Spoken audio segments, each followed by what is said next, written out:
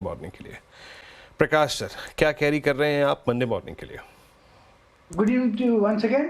कुछ नहीं कैरी करना चाहिए, वीकेंड बड़ा है, कुछ भी हो सकता है, मार्केट में स्ट्रेंथ है नहीं, बैक डाउन गैप डाउन भी खुल सकता है, कुछ भी हो सकता है, इसलिए no no carry forwards, no BTST, no STBT. जी हाँ, कोई ट्रेड कैरी ना करिए। और रचना जी, आपका टेक क्या होगा? जी, मेरा ट्रेड टीसीएस में रहेगा। टीसीएस को हम एक बार लॉन्ग करने के अटेम्प्ट कर सकते हैं। पिछले 8-10 दिन से ये काउंटर साइडवेज में है और ये इतनी मार्केट में पूरी उथल-पुथल होने के बावजूद भी ये साइडवेज पे ही बैठा है।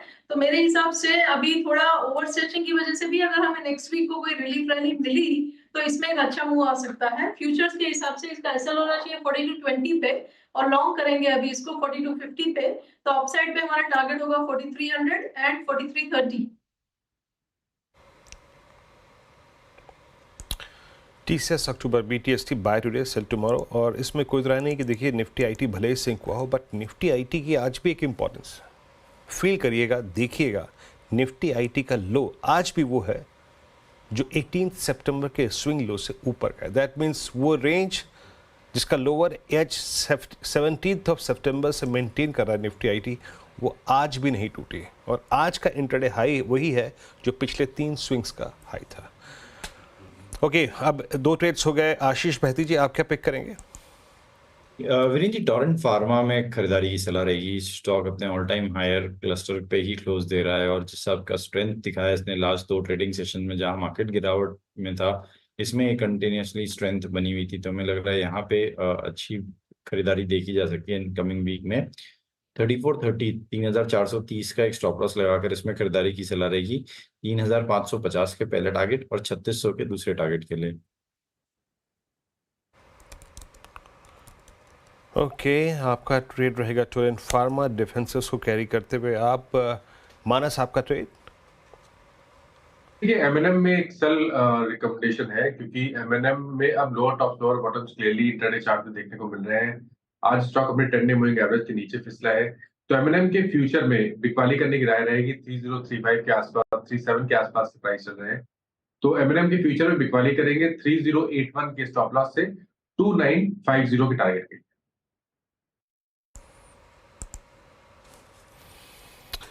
ओके, एमएनएम अक्टूबर फ्यूचर्स सेल टुडे और मंडे मॉर्निंग को इसको बाय करना है। आशीष बहती जी का ट्रेड हो चुका है, मेरे ख्याल से चलते राजेश सतपुरी जी के पास। राजेश जी, आप क्या पिक करेंगे? वीरेन जी, मैं सेल साइड का ट्रेड लूंगा एसआरएफ। मुझे लगता है आज एक सीरियस ब्रेकडाउन हुआ है। 2450 ये इंपॉर्टेंट लेवल था। फिलहाल ये ट्रेड हो रहा है 2365 पे, तो इससे सेल इन एसआरएफ। स्टॉप लॉस हम रखेंगे 2410 का। मेरा इसका जो नेक्स्ट टारगेट रहेगा, मेरे हिसाब से अगर आप सटीक देखें तो 2270 तक का यहाँ पे फॉल मिलेगा। तो कम से कम आप कह सकते हैं कि 100 पॉइंट का फॉल एसआरएफ पे ड्यू है। एसआरएफ 100 पॉइंट के यहाँ पर स्विंग के लिए, 100 रुपए के स्विंग के लिए आपको क्लिक करना है। एसआरएफ शॉर्ट कॉल, मेरे ख्याल से सारे ट्रेड्स हो चुके हैं यहाँ पे। राजेश अग्रवाल जी के पास चलते हैं अब। राजेश अग्रवाल जी, अच्छा कविता जी रह गई, माफ़ कीजिएगा, मैं भूल गया एकदम से। कविता जी, बताइए आप क्या ट्रेड कैरी करेंगी? या तो वैसे तो ट्रेड नहीं भी कैरी करे तो चलेगा, enjoy dandiya Navratri, but still इसका लैब मुझे अच्छा लग रहा है। 1498 के लेवल पर है, तो डिफेंसिव से आप इसका लैब को लेकर जा सकते हैं। 1490 का आपको स्टॉप लॉस मेंटेन करना चाहिए for the price target of 1515 1525।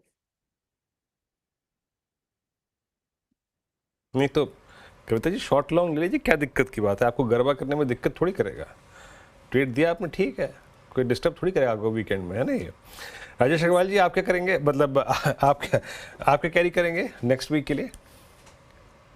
Virendra ji, next week हो या थोड़ा सा लंबी अवधि हो, उसके लिए एक ऐसा स्टॉक दूंगा जिसे मैंने कई बार दिया है, बीएसई का। और मुझे याद पड़ता है हम 800 850 से देना चालू किए थे, आज की डेट में 4000 के ऊपर खड़ा है और मुझे लगता है यहाँ से भी बहुत अपसाइड बची हुई। पहली तिमाही के नतीजे देखिए, 180% के बढ़त थी रेवेन्यू में, मार्जिन 47% के आए थे 33 के सामने, बॉटम लाइन 4 गुना हो गई थी। एफएनओ के मार्केट में अब जो ओवरहैंग था वो दूर हो गया है, और जो एफएनओ के कारण से वॉल्यूम में गिरावट आएगी वो इनके 20% के आसपास आएगी, और टैरिफ हाइक हुई है तो वो मेरे ख्याल से सेट ऑफ हो जाएगा। सीडीएसएल में इनके करीब करीब 15% की होल्डिंग है, आईएनएक्स गिफ्ट सिटी में इनकी पहुंच है, स्टार म्यूचुअल फंड जो कि म्यूचुअल फंड का सबसे बड़ा प्लेटफॉर्म है वो इनके पास है, कंपनी के पास करीब करीब 2000 करोड़ की कैश पोजीशन है। और इन सब चीजों के बीच में कई लोग अभी हमारे पैनल में भी सेल की कॉल दे रहे थे, कोई बाई की कॉल दे रहा था, भाई बाइंग करो या सेलिंग करो, एक्सचेंजेस के तो रेवेन्यू आना ही है। मैं समझता हूँ बीएसई लिमिटेड एक बहुत उपयुक्त स्टॉक है, न केवल शॉर्ट टर्म के लिए बल्कि लॉन्ग टर्म के लिए भी।